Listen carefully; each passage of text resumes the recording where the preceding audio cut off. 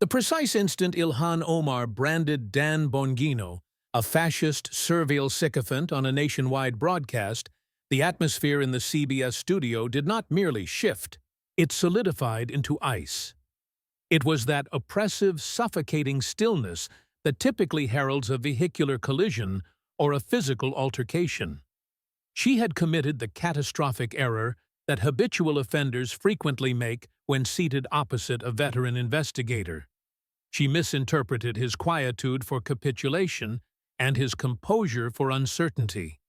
But Dan Bongino was not wavering in the slightest. He had dedicated 11 years as a federal agent safeguarding commanders-in-chief and unraveling intricate federal felonies. He had stared into the eyes of individuals who plotted to dismantle the leadership of the free world. He understood precisely how to manage an aggressor. He did not become enraged, nor did he raise his voice, he merely offered a smile.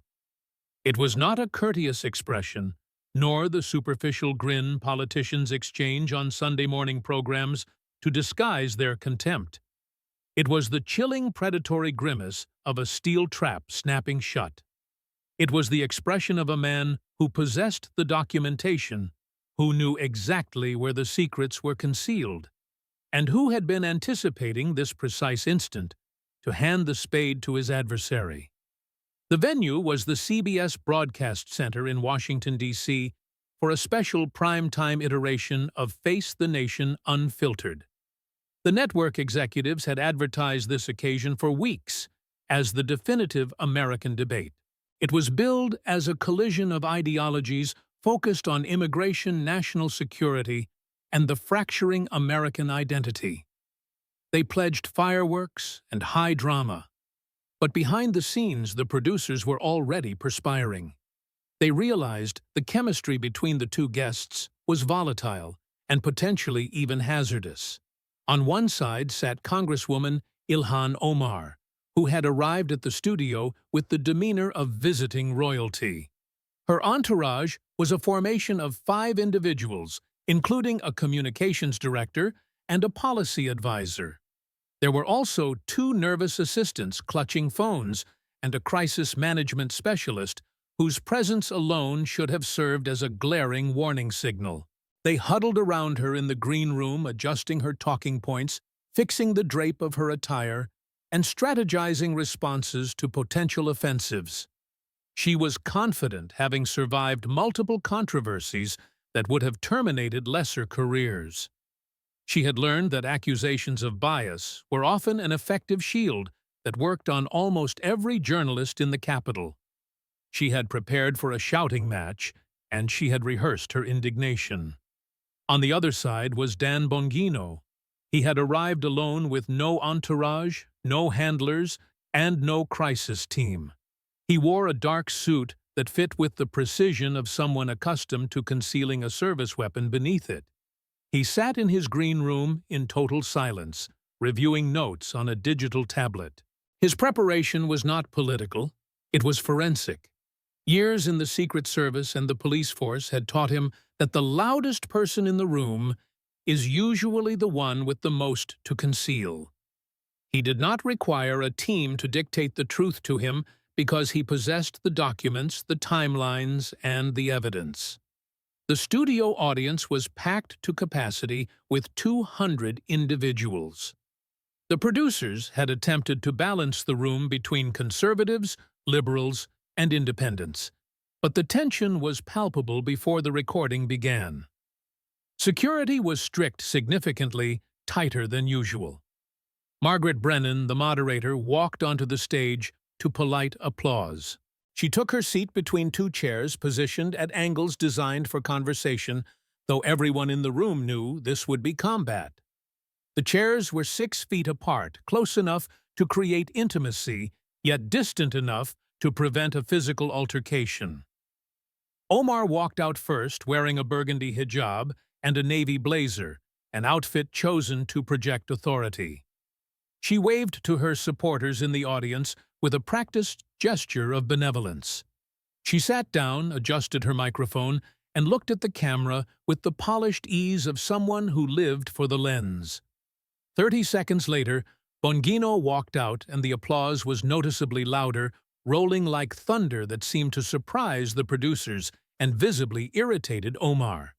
He did not wave, nor did he play to the crowd. He nodded once with a sharp, efficient movement and sat down. He placed a leather portfolio on the table next to him. It was thick, organized, and the only object in the room Omar could not manipulate. The lights came up, and the red recording indicator blinked to life, showing 14 million people were watching. "Welcome to both of you, Margaret." Brennan began with a voice that was professional but tense.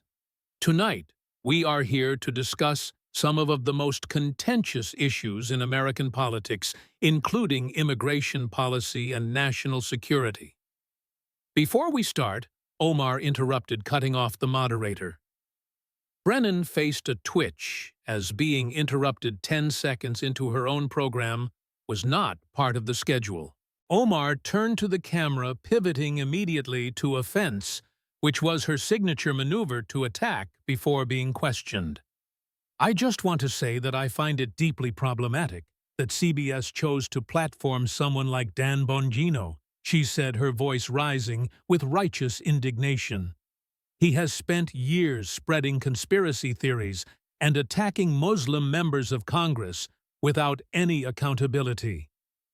She was warming up now, finding her rhythm. People like him represent the authoritarian wing of American politics, who would rather attack elected officials than engage in substantive policy discussions. "This is exactly the kind of animosity that creates division," she continued. That was when it happened, as Bongino did not interrupt her with a shout, nor did he throw his hands up. He just smiled that terrifying, calm smile. He leaned forward, looking at her not as a congresswoman, but as a suspect in an interrogation room who had just incriminated themselves on the record. "Thank you for that," Bongino said, his voice low, carrying a thick New York accent that sounded like concrete and steel. "I really appreciate you establishing the tone so quickly," he added. Omar paused, thrown off by his lack of defensiveness, as she had expected him to deny it or get angry. "Now we can talk freely," Bongino said, emphasizing the word freely in a way that made the hair on the back of the producers' necks stand up. "Margaret," Bongino said, turning to the moderator, but keeping his eyes locked on Omar. "The congresswoman just called me a fascist on national television. I think that establishes the ground rules pretty clearly that the gloves are off. Let us try to keep this civil." Brennan pleaded, seeing her control of the debate evaporating before the first commercial break. "I am being civil," Bongino said, "as I am responding to an insult with facts. Since the congresswoman wants to talk about substantive policy and hatred, let us start there." He reached into his jacket pocket, and instead of a speech, he pulled out a phone. "You want to talk about legitimacy?" Bongino asked. "You want to talk about rhetoric, so let us talk about March 23rd of 2019. The trap had been set, the door had been closed, and Ilhan Omar was just beginning to realize that she had brought a tweet to a deposition. The room went quiet, and Omar's eyes narrowed. She knew the date, as every politician has dates they wish they could erase from the calendar. These are dates that hang around their neck like a burden, and this was hers. But she had survived it before by claiming context and claiming she was misunderstood. She prepared to do the same again. "You were at an event in Los Angeles." Bongino continued, his voice steady and devoid of the screaming emotion she usually encountered. "You were discussing the founding of the Council on American-Islamic Relations, and you said something that revealed exactly how you view this country." He looked down at his notes, though he did not need them. He had memorized the words as he had lived the consequences of the event she had described. "I am quoting directly from the transcript," Bongino said. "The organization was founded after the attacks because they recognized that some people did something and that all of us were starting to lose access to our civil liberties. Bongino looked up and let the silence hang in the air for 3 agonizing seconds. Some people did something is how you describe the September 11th attacks, Bongino stated. It was the deadliest day in law enforcement history and the deadliest attack on American soil. The day the world changed, you described as some people doing something. Omar's face tightened as she had defended this quote 100 times. She had her spin ready and snapped that the quote was taken out of context. I was speaking about the loss of civil liberties that Muslims faced after the attacks, she said with a practiced voice. I was speaking about not demonizing an entire community for the actions of a few. I have the full video, Bongino interrupted, asking if she would like him to play it. He did not wait for her permission and nodded to the control booth. He had arranged this beforehand, and the screen behind them flickered to life. There was Omar on stage in the archive footage. The clip played, and the tone was dismissive, casual and almost bored. Some people did something was not a slip of the tongue, it was a shrug. Bongino let it play twice, then he turned back to her. The smile was gone now, replaced by the cold, hard stare of a man who had worn a badge. I was a Secret Service agent on September 11th. 2001, Bongino said. I was in New York and I was not watching it on TV. Congresswoman, I was there. The audience was dead silent, so quiet you could hear a pin drop. The political theater had dissolved into something raw and visceral. Some people, Bongino said, his voice trembling with suppressed rage, were 19 terrorists carefully trained and funded. They did not just do something, he continued. They flew commercial airliners into skyscrapers and incinerated office workers.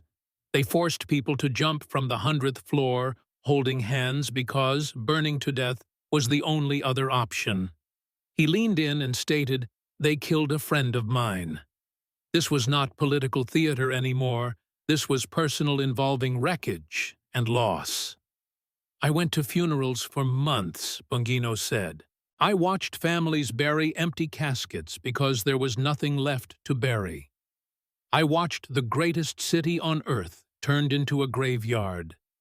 I watched brave men and women run into those buildings knowing they were not coming out. And you, he pointed a finger at her, a sitting member of the United States Congress, described it like a minor traffic infraction.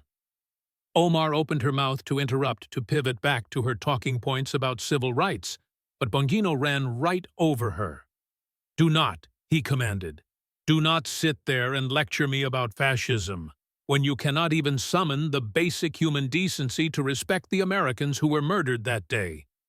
You want to talk about hatred, Bongino asked. Hatred is looking at the ashes of the World Trade Center and shrugging your shoulders. You have no moral authority to call anyone a bootlicker, Bongino said, his voice dropping to a whisper that echoed like a scream. Because the people you minimized were the heroes and the people you protected. With that vagueness were the monsters. He sat back, his chest heaving slightly. You reduced mass murder to a vague abstraction because to name the enemy would be to offend your political sensibilities. And that, Congresswoman, is disqualifying. The first round was over, and Omar realized with a sinking feeling that she had not just walked into a debate, she had walked into a reckoning.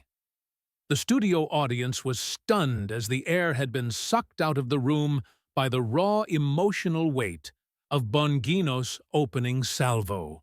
Margaret Brennan, the moderator, looked like she wanted to intervene, to steer the ship back to safe boring waters. But the current was too strong, and the ratings were climbing. The producers were in her ear, telling her to let him go and not to stop this. Omar was reeling as her usual defense of claiming her words were twisted had bounced off the armor of Bongino's personal experience. You cannot tell a man who was at ground zero that he does not understand the event. You cannot tell him He is misinterpreting the smell of smoke. She tried to regain her footing, sitting up straighter and adjusting her hijab with a sharp tug. She needed to get back on a fence. "This is typical," she said, her voice shaking slightly but gaining strength. "This is the typical attack that I face constantly. You focus on one phrase to demonize a Muslim woman because you cannot handle the substance of my critique on civil liberties. You are weaponizing my identity to silence me." Bongino laughed a dry, humorless sound. "Oh good," he said, "I am glad you brought up demonizing people, so let us talk about your rhetorical patterns regarding Jewish people." You could see the realization cross her face instantly. She had walked right into another trap by trying to play the victim card, and Bongino had just trumped it. "Let us keep this to policy," Brennan interjected weakly. "I am discussing policy," Bongino said, not taking his eyes off Omar. "Foreign policy specifically regarding the Congresswoman's repeated documented statements about Israel and Jewish Americans." He reached into his leather portfolio and pulled out a stack of printed tweets, laminated and enlarged on heavy cardstock. He was not relying on memory, he was bringing the documentation. February 10th of 2019. Bongino said, reading the date like a police officer reading a time of death. "Congresswoman, you tweeted about congressional support for Israel, and you wrote a specific phrase about money." He held the tweet up for the cameras, which included a musical note emoji, making the flippant tone even worse. For those who might not know, Bongino said, turning to the audience, adopting the tone of a prosecutor educating a jury. "That is an anti-Semitic trope, suggesting Jews use money to control the world and governments. It is a lie that has been used to justify persecution for centuries, and it is exactly what the Congresswoman tweeted." Omar's face flushed as she claimed she was criticizing lobbying influence. "Lobbying is about money, and that is a fact of American politics," she insisted. With an anti-Semitic trope, Bongino shot back. "You did not criticize lobbying, you invoked a specific stereotype about Jews and money. But that was not your first offense, was it?" He asked, flipping to the next card. "In 2012, you tweeted that Israel has hypnotized the world and prayed for people to see their evil doings." Bongino looked up, his expression incredulous. "Hypnotized? The world is another classic conspiracy theory, Congresswoman. It is the idea that Jews have some mystical hypnotic power to control global opinion, and that they are deceivers. This is not policy criticism," Bongino said. "This is hate speech." The audience was murmuring now, as these were not obscure comments dug up from the past, but public statements. "Let us keep going," Bongino said, relentless. "You have compared a democracy and our strongest ally in the Middle East to authoritarian regimes. You have supported movements which advocate for the destruction of the Jewish state." He put the cards down and leaned forward, clasping his hands. "The United States House of Representatives, your own colleagues from your own party, passed resolutions condemning your statements twice. Not Republicans attacking you, but your own party leadership had to pass a resolution saying that bigotry is bad because you would not stop tweeting it." Omar's eyes were darting around the room as she claimed she had apologized for the hurt caused by her words. "Stop," Bongino commanded, holding up a hand. "Having Jewish friends is not a defense, and apologizing because you got caught is not remorse." "Let me ask you something," he said. "If I tweeted that a specific group was hypnotizing the world to hate America, what would you call me?" Silence filled the room. "If I used stereotypes to attack an entire group of people, you would call me a racist." Bongino answered for her. "And you would be right, because those would be racist statements." He leaned in closer, stating that when she does the same thing to Jews, she calls it policy criticism. When people call you out, you claim it is bias against you. That is not criticism, Congresswoman. That is bigotry, and everyone knows it. Bongino's voice softened, but the edge remained sharp. You came to America as a refugee, and we welcomed you. Do you know who else came here as refugees in the 1940s? Jewish people fleeing genocide came here just like your family did. They built communities, contributed, and became Americans. Yet you attack them, he said, shaking his head. You use the exact same language that was used to justify their murder in Europe. The studio was completely silent. That is not unfair. Targeting Congresswoman Bongino said that is accountability. Maybe the problem is not that everyone is attacking you because of your faith, but that you keep saying bigoted things. He sat back in his chair watching her. She looked small, as the giant of the progressive left had been reduced to silence by her own words. The House condemned you twice, Bongino reminded the audience. But you are still here playing the victim. Is that leadership, he asked the room, or is that just hate with a hashtag? Margaret Brennan, the moderator, was visibly struggling to maintain the guardrails of the debate. The studio, usually a place of polite discourse, had transformed into an investigation scene. Ilhan Omar was reeling as the accusations regarding her rhetoric had landed with the weight of a sledgehammer. She needed a lifeline to pivot back to the safe, familiar ground of policy abstraction. These attacks on my character Omar, said her voice tight, lacking its usual cadence of moral authority. They are designed to distract from the real issues facing everyday Americans, like healthcare, housing, and the climate crisis. Let us talk about the law, Bongino said, cutting her off with a surgical precision that made the audience flinch. Since you are a lawmaker, and since you are such a passionate advocate for immigration reform, he reached under his chair. This time he did not pull out a single sheet of paper. He pulled out a thick, heavy folder. It was the battered, oversized case file of a federal investigator bound with rubber bands. It hit the table with a heavy thud that echoed in the silence of the studio. Omar's eyes locked onto it, and for the first time, genuine fear flickered across her face. She knew what was in that folder. Every opposition researcher in Washington knew what was in that folder, but no one had ever dared to open it on national television. You lecture us constantly about compassion for immigrants, Bongino said, placing his hand atop the file. You want open borders and claim our immigration system is broken and cruel. I agree, Bongino said, his voice dropping to a dangerous, quiet register. It is broken, especially when people game the system to commit fraud. My personal life is not relevant to this. Omar began, her voice rising in a frantic attempt to stop the train. You are a public official. Bongino snapped, his eyes flashing. You lecture the country on immigration policy, so your immigration history is absolutely relevant, as it is the foundation of your presence here. He snapped the rubber band off the folder, and it popped loudly. Let us walk through the timeline, Bongino said, putting on a pair of reading glasses. In 2002, you enter into a religious marriage with Ahmed Hirsi and have 2 children with him. In 2008, you claim to separate from Hirsi. In 2009, Bongino said, holding up a marriage certificate, you legally marry a man named Ahmed Nur Saeed Elmi. He looked up over the rims of his glasses. But here is where it gets interesting, Congresswoman, and where the math stops working.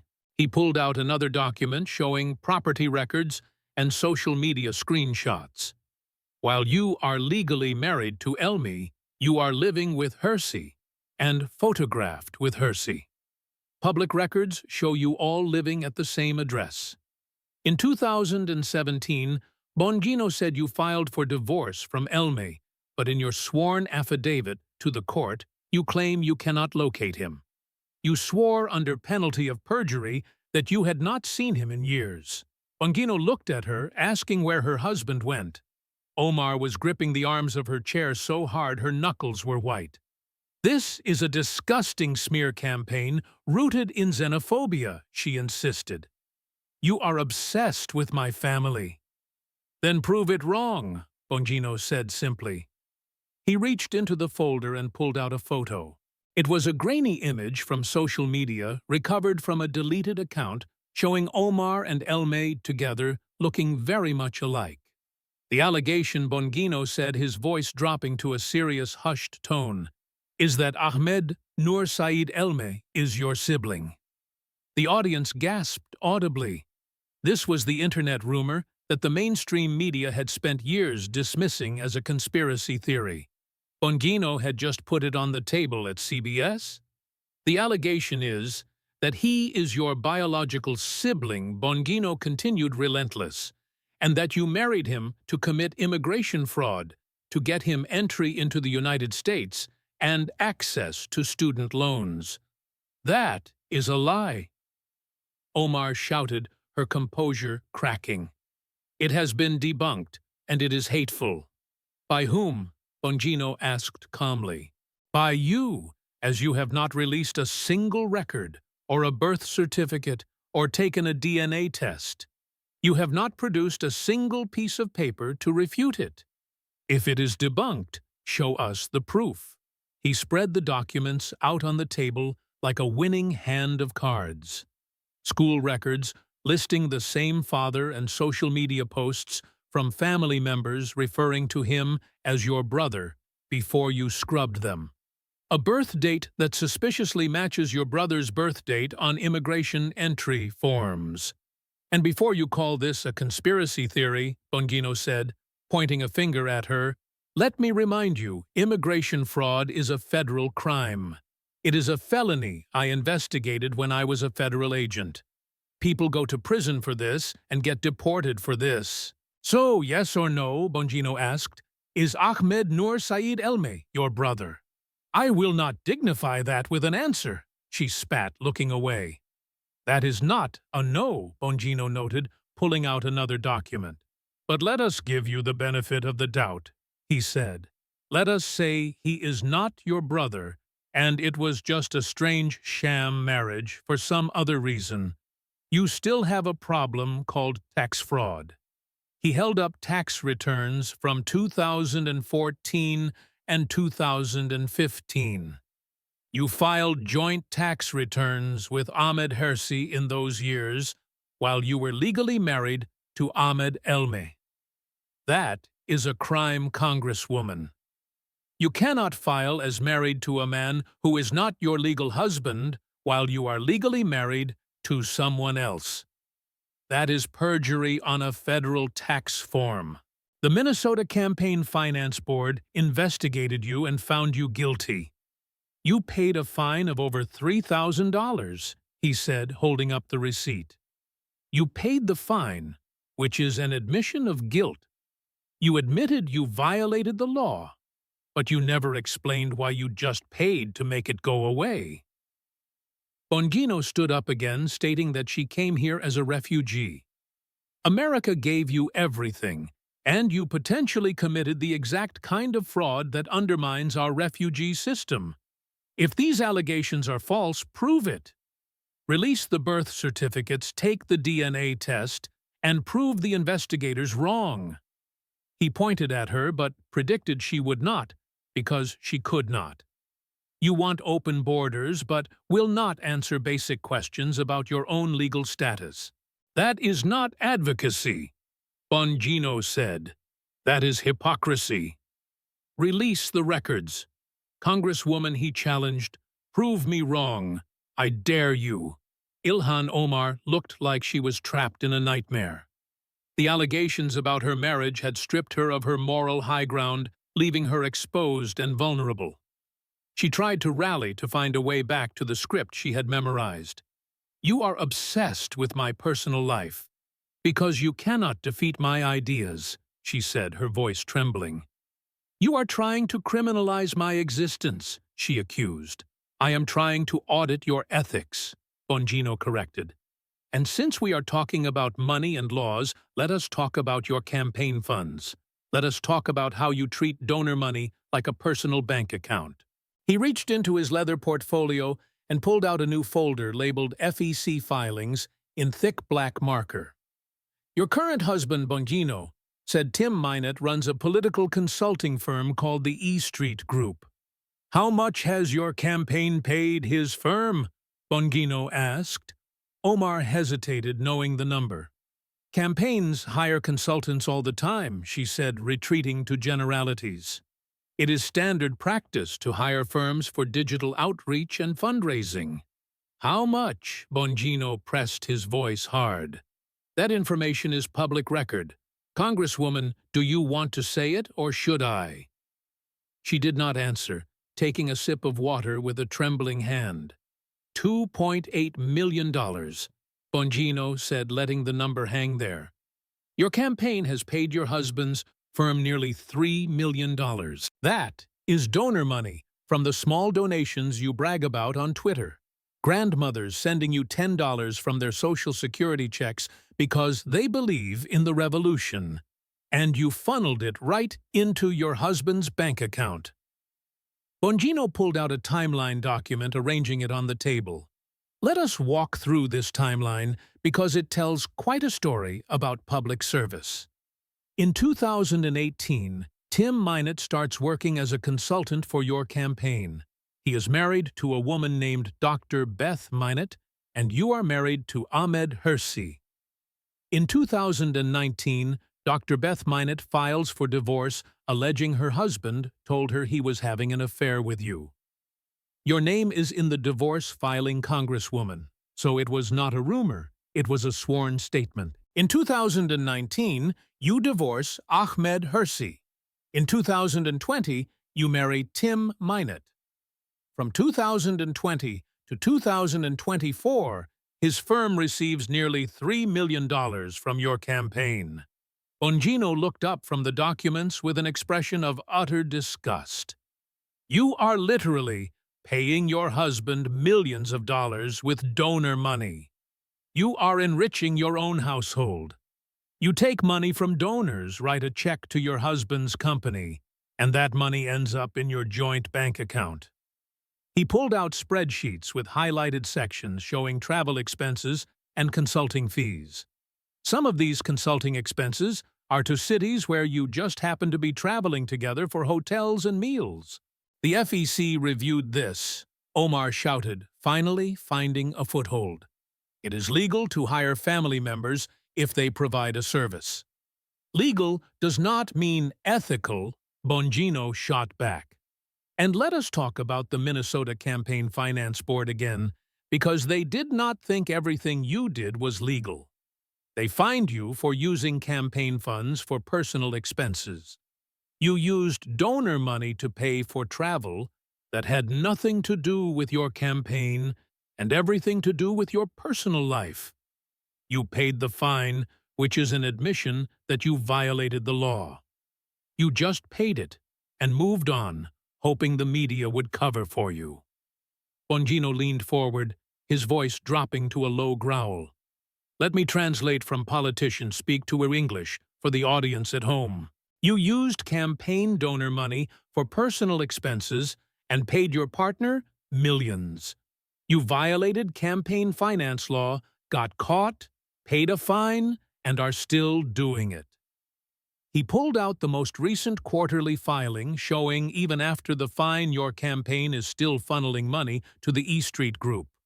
$180,000 just in the last quarter because apparently the rules do not apply to you. His voice took on a mocking tone. You run on getting money out of politics and attack corporate influence, calling yourself a reformer. But you are literally enriching yourself and your family with campaign donations. You are using donor money as a family fund. That is not public service, Bongino said. That is self-service. That is fraud, dressed up in progressive politics. He sat back, noting the FEC fine she paid was one of the largest ever for a House member at the time. You are not just a hypocrite. You are an overachieving hypocrite. You are the corruption you claim to fight. You just dress it up in social justice language. Margaret Brennan looked at the clock as they were running long, but the producers were signaling her to keep going. "Let us discuss foreign policy and national security," she said. "Perfect," Bongino said immediately. "Let us discuss the Congresswoman's unique perspective on terrorism." Omar's eyes narrowed, warning him not to accuse her. "I am not accusing," Bongino said calmly. "I am quoting your words." He had that look of the Secret Service agent who had spotted the threat in the crowd.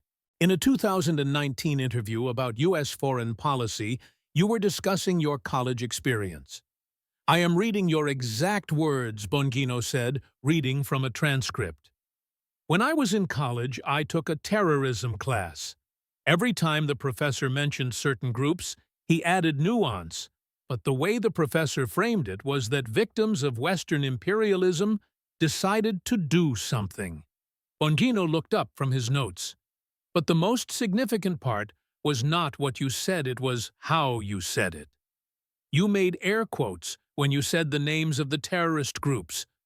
You literally made air quotes with your fingers like they are not real threats, or like it is all just Western propaganda."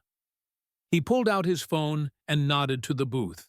The video played on the large studio screen, showing Omar in the interview physically making air quotes with her fingers. The audience's reaction was visceral with gasps and angry mutters. "Air quotes," Bongino repeated, his voice incredulous. "For the organization that killed nearly 3,000 Americans on September 11th. His voice was getting harder now as the former federal agent was breaking through. He was not just arguing points, he was defending the memory of the dead. "They killed my friend," Bongino said. "They killed firefighters, office workers, and flight attendants. And you use air quotes like they are some made-up villain." He switched the image on the screen to photos of the Beirut barracks bombing. That group killed 241 United States Marines in Beirut. They have killed hundreds of Americans over decades and are a designated terrorist organization, yet you use air quotes. Omar tried to interrupt, saying she was describing how the professor framed the discussion.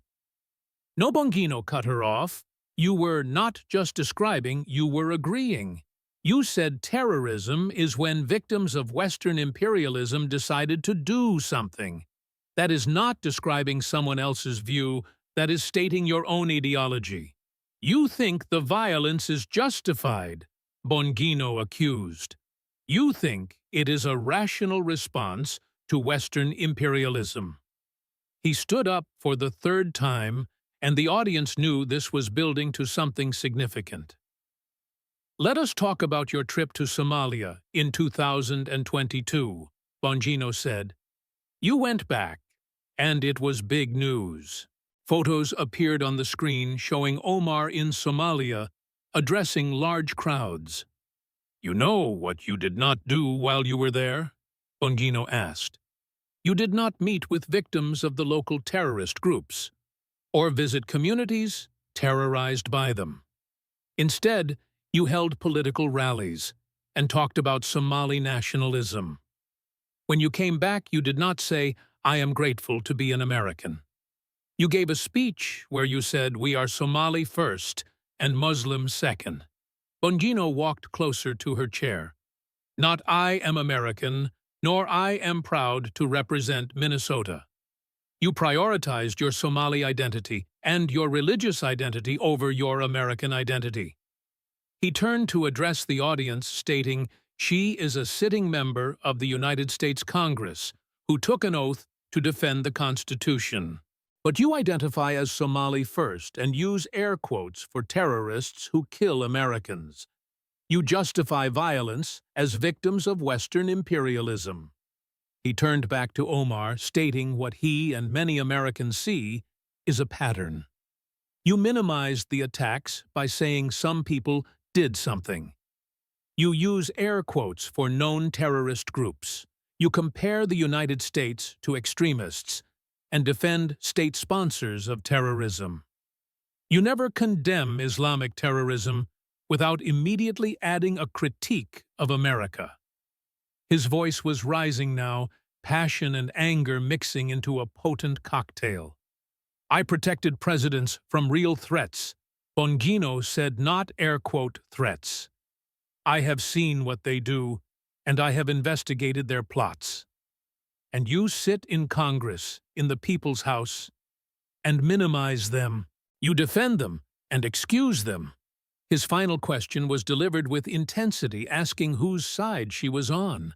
The silence was absolute, because from where I sit looking at your statements and your votes, it is not America's side. Ilhan Omar tried one last desperate defense, her voice shaking slightly. I love this country, she said, though the words sounded thin. I am grateful for the opportunities it has given me, and my criticism is rooted in a desire to make it better. Dan Bongino laughed, a genuine, incredulous sound. You have got to be kidding me, he said.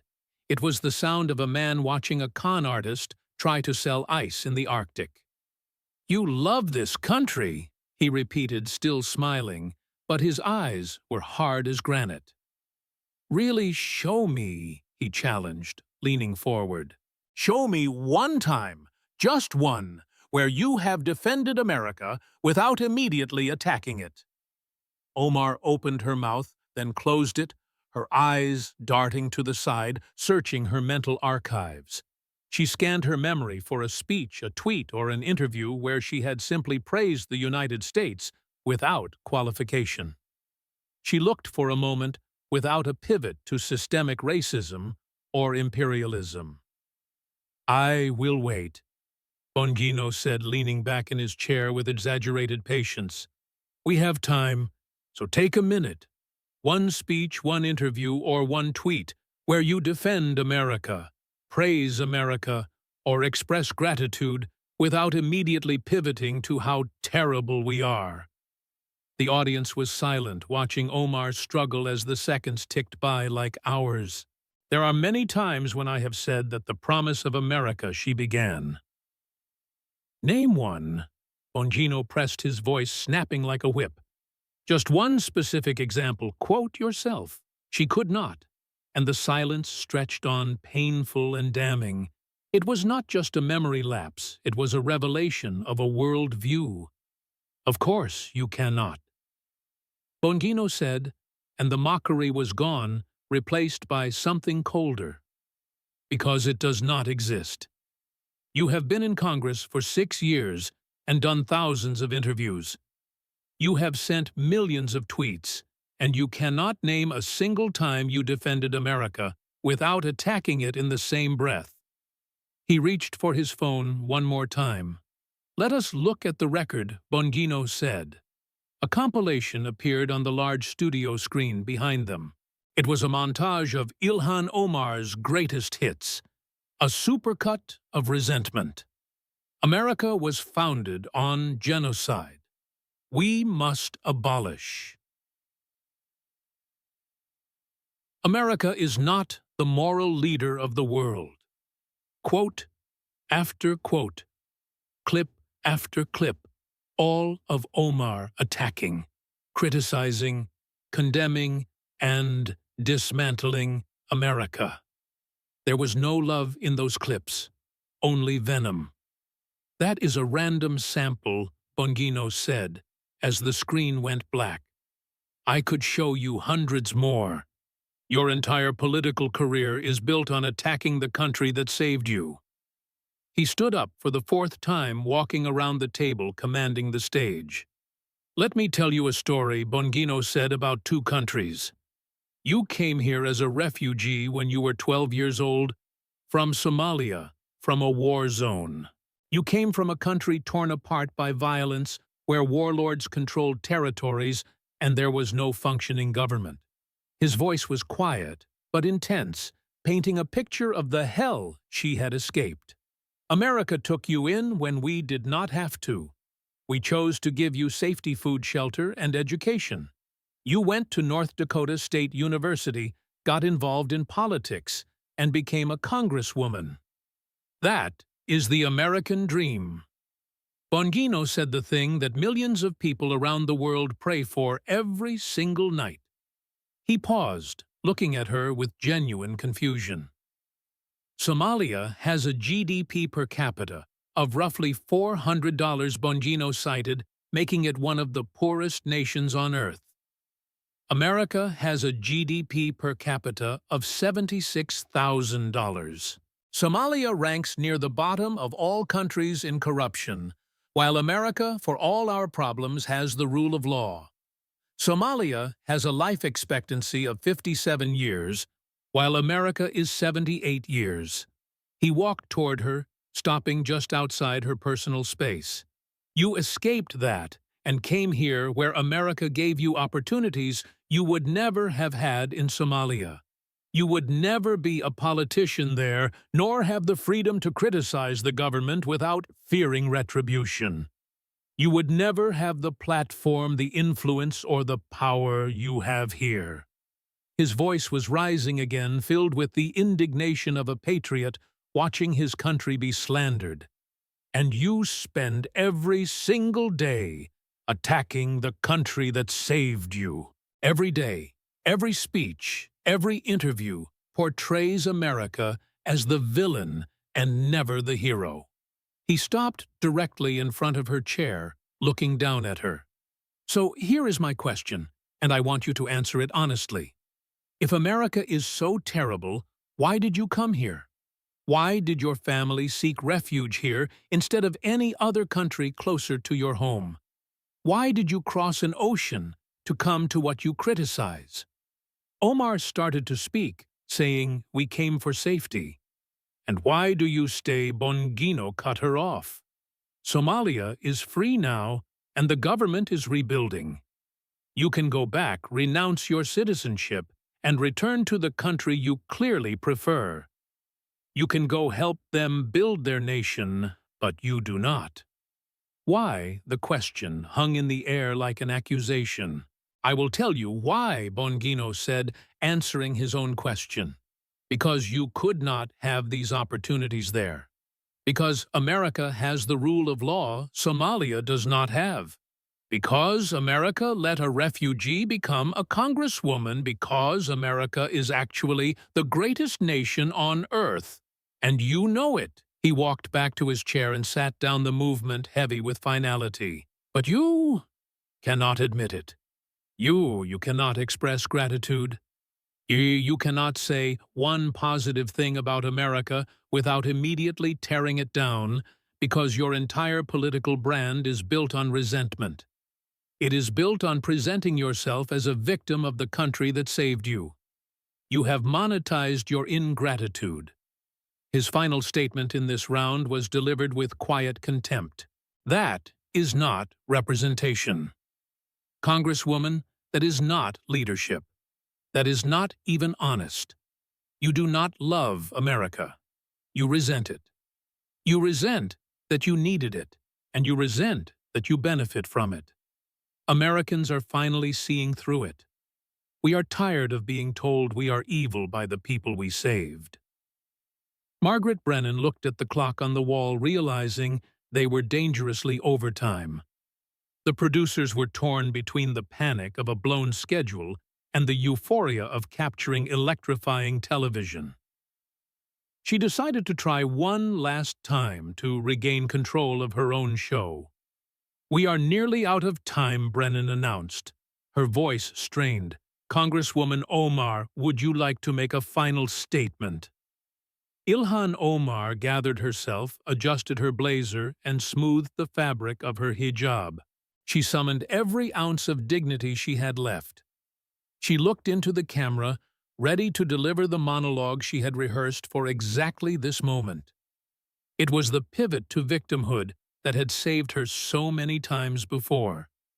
"Tonight demonstrates the racism and bias that I and other Muslim members of Congress face daily," she began. Her voice gained strength, hitting the familiar notes of her stump speech. "These personal attacks, these conspiracy theories, and this harassment are designed to silence voices like mine.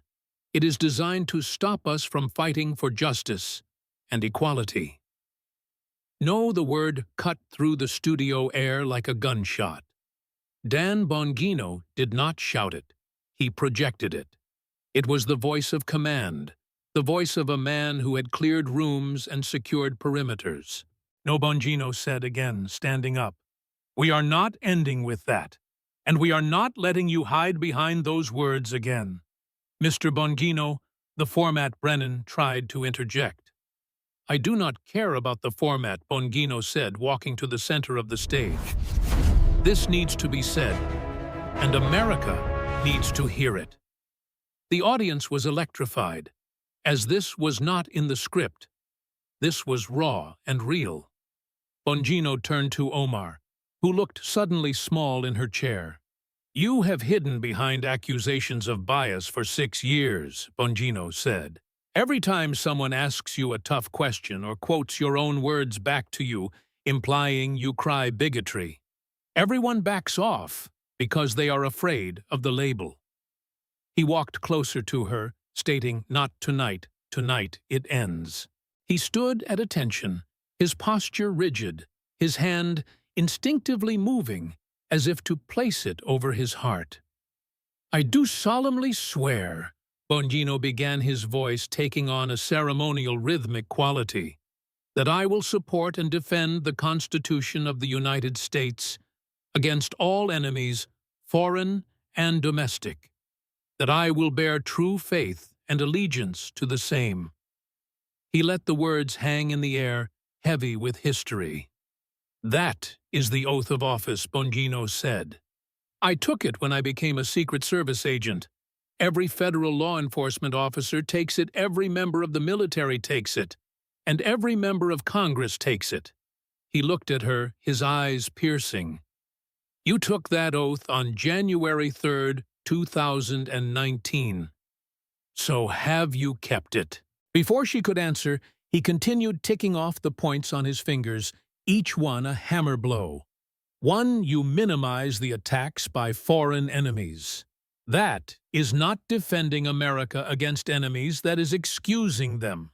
2. You spread bigotry, attacking Jewish Americans and Israel. You trafficked in tropes about money and hypnosis, while the Constitution guarantees religious freedom. That is not supporting the Constitution, that is bigotry. 3. You potentially committed immigration fraud to bring someone into this country illegally. You refused to clear your name, so that is not upholding the law, that is breaking it. 4. You used campaign funds to enrich your family by paying your husband millions. You violated FEC regulations, which is not faithful public service, but corruption. 5. You minimized terrorism and used air quotes for lethal groups. You justified violence as a response to Western imperialism, which is sympathizing with those trying to destroy us. 6. You prioritize Somalia over America, telling people to ask what country you are from. You show no gratitude for your refuge here. Bongino dropped his hand to his side, stating, that is not true faith and allegiance. Congresswoman, that is divided loyalty. The silence in the studio was total. You attack America every day, Bongino said, while enjoying all its benefits. That is not defending the Constitution, he said. That is exploiting it. He leaned in, his voice dropping to a whisper. Every oath you took, you broke it, not once, but repeatedly. As a pattern of behavior, you are in breach of contract with the American people. Omar sat frozen, unable to interrupt or deflect.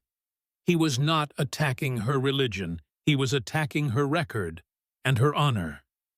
The oath matters, Bongino said, turning to the audience. It is not just words we mumble in January, it is a blood oath.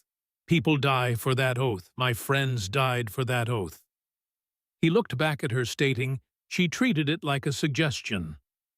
So here is what Americans want to know, Bongino said, delivering the verdict. He looked directly at Ilhan Omar.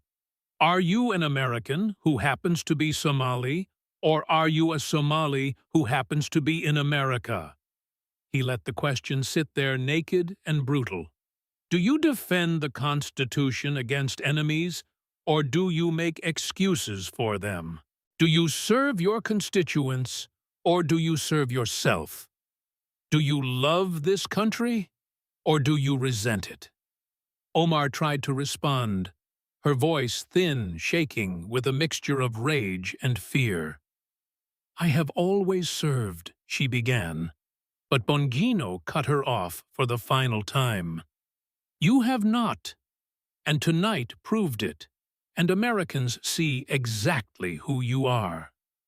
First, a few people in the front row stood up, then the entire conservative section, then the independents. They were applauding not polite golf claps, but thunderous, sustained applause. They were applauding for the truth, and for the man who had finally said what they had all been thinking. The oath you broke, Bongino said over the applause, is the only legacy you will leave.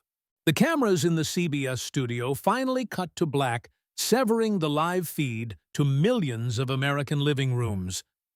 But the reality of what had just happened was only beginning to bleed out into the world. Inside the studio, the atmosphere was suffocating, thick with the residue of a political demolition. Ilhan Omar's security detail moved with aggressive urgency, forming a tight formation around her. There were no handshakes nor polite goodbyes.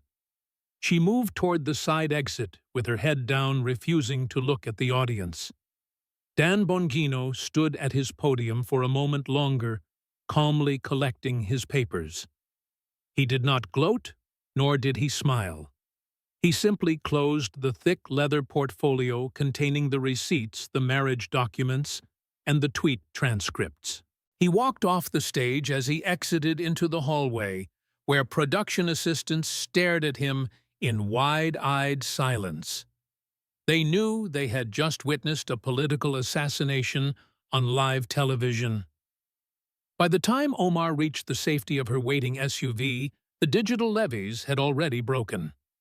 A young man in the third row of the audience had been live streaming the final monologue.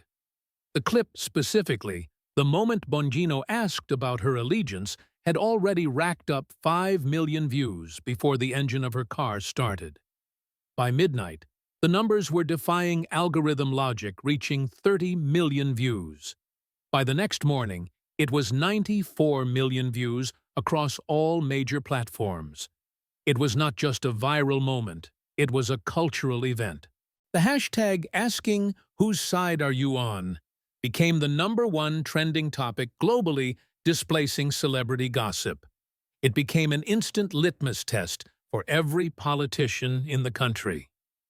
But the real story of the next 48 hours was the desperate, flailing attempt by the establishment media to build a firewall against the truth. Watching that firewall incinerate in real time was the true spectacle. The mainstream media machine roared to life at dawn. CNN led their morning coverage with headlines claiming Bongino launched a biased tirade. MSNBC invited on a panel of professors to discuss the danger of the rhetoric. The New York Times published a rush job editorial framing the entire exchange as an attack on her identity. In previous years, this strategy might have worked, and the narrative would have been set. But this time, it failed spectacularly because of the receipts. The audience had seen the documents, the tax returns, and the tweets. They refused to be misled. Every time a news anchor claimed Bongino attacked her faith, millions of users replied with the specific clip of Bongino citing her tax fraud. Every time a pundit claimed he was being bigoted, users posted the video of him quoting her own words about the attacks. Every time the press claimed she was bullied, the internet responded with the image of her refusing to answer the questions about her brother. The narrative machine was broken by the sheer weight of the evidence Bongino had laid on the table. The public was not buying the spin because they had seen the raw data. Then came the response from the squad, which was coordinated, frantic, and ultimately disastrous. At nearly midnight, Omar finally broke her silence, posting a long tweet thread heavy on buzzwords. She claimed it was a coordinated attack designed to silence a minority woman. Usually a thread like this would generate massive support, but tonight, something unprecedented happened. She got overwhelmingly negative ratios. For every like, there were 10 replies demanding answers about her brother and the money paid to her husband. Her own base was fracturing as the comments were not just from opponents, but from moderate Democrats and independents. Alexandria Ocasio-Cortez tried to jump in to save her friend, tweeting that the attacks were disgusting. The result was she was also overwhelmed with negative replies showing the FEC filing. Rashida Tlaib tweeted that they were hated for speaking the truth, and the top reply was the video of Omar refusing to say she loved America. It was a digital massacre, as the squad suddenly lost control of the narrative. They could not control the facts. And then came the final cultural nail in the coffin from Saturday Night Live. Usually a safe harbor for progressives, the writers saw the writing on the wall. They could not ignore the biggest story in America. 3 days later, the cold open featured a skit about the debate portraying Bongino with intense energy, pulling endless folders out of a briefcase. Crucially, it portrayed Omar not as a victim, but as a dodging politician refusing to answer basic questions. When the character in the sketch cried racism, the Bongino character replied, holding up a giant birth certificate. The audience laughed, a laugh of recognition. When you lose the cultural satirists, you have lost the culture. The firewall had fallen, and the protection of the media shield was gone. Ilhan Omar was standing naked in the public square, stripped of her usual defenses. The viral explosion of the previous 48 hours was the storm, and what followed was the reshaped landscape. The consequences of the debate moved from the digital realm into the hard, cold reality of political power in Washington, D.C. Weakness is the scent of blood in the water, and Ilhan Omar was bleeding. The first domino to fall was the House Ethics Committee. For years they had dragged their feet on complaints regarding Omar's campaign finances, but the glare of 94 million views changes the calculus. 1 week after the debate, the committee announced a formal expanded investigation into the allegations of campaign finance fraud. They subpoenaed the records Bongino had flashed on stage along with the marriage records. They did it because the public pressure was now a physical weight on the Capitol. The second domino was the Democratic Party leadership. Nancy Pelosi and Hakeem Jeffries were pragmatic operators who cared about the majority. They knew the midterms were coming and that the clip of Omar was going to be running in attack ads. She was dragging down the ticket, so Omar was quietly summoned to a meeting. There were no press releases or photo ops, but she was being removed from the powerful Foreign Affairs Committee. The official reason was strategic realignment, but the real reason was obvious. You cannot have a member who cannot distinguish between Western imperialism and terrorism sitting on that committee. But the most devastating blow came from her home district in Minnesota. The debate had shattered the illusion of her invincibility. For the first time, credible challengers stepped forward, including a Somali-American woman named Amina, who was a former Navy linguist. Amina launched her campaign with a video referencing the debate directly. She stated she did not flee a warlord to come here and attack the country that saved her. Ilhan Omar thinks America is the problem, but I know America is the solution, Amina said. The polling was catastrophic for Omar as her approval rating in her own district dropped significantly. She had lost the moral high ground in her own community. Omar retreated, stopping national interviews and locking her social media replies. The politician who had thrived on attention was now hiding from it. She was still in Congress, collecting a salary, but her power was gone. She was a ghost in the machine present, but irrelevant. Meanwhile, Dan Bongino had fundamentally changed the game for the American right. He became a folk hero, not just for what he did, but how he did it. The Bongino method became the new gold standard for conservative engagement. Republican candidates across the country threw away their consultants' advice to be nice. They started bringing binders and doing their own research. The phrase, "bring the receipts," became the mantra of the midterm elections.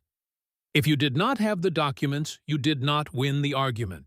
Bongino's book shot back to #1, and his podcast became the most listened to political show in the country. But in interviews, he refused to take a victory lap. 6 months later, he sat for a quiet interview reflecting on the moment. "People think I enjoyed that," Bongino said, leaning forward, the intensity in his eyes undimmed. "I did not, as it gives me no pleasure to see a member of Congress humiliate herself.